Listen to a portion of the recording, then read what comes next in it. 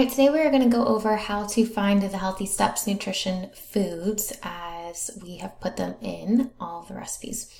We've put all of our recipes in MyFitnessPal. So once you get into your MyFitnessPal account, this could either be on the website, myfitnesspal.com, or on the mobile app. You're just going to go to Add Food.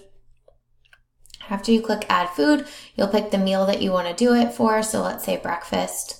We'll add food. You can type in the food that you want. So I will just Healthy Steps Nutrition Protein. And then it will pull up Healthy Steps Nutrition Protein Cookies, Muffin. So let's say we had the egg muffin. You want to look for the one that says official.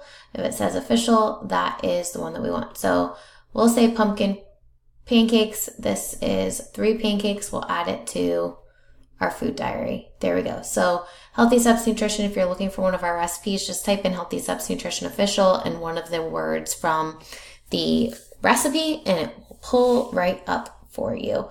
After you finish the day, you can hit complete this entry or you can not hit it. That's fine too.